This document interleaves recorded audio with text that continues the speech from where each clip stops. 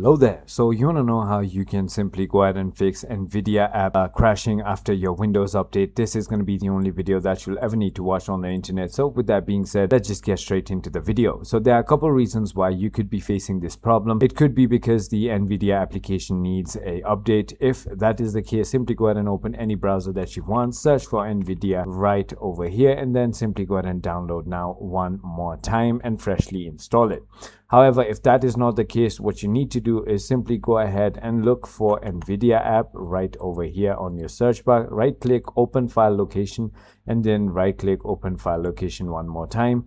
And over here, you can simply look if any of these files are missing. Most probably they might not be, but if they are, again, go ahead and freshly install it back. Now, all you need to do is simply go ahead and search for run.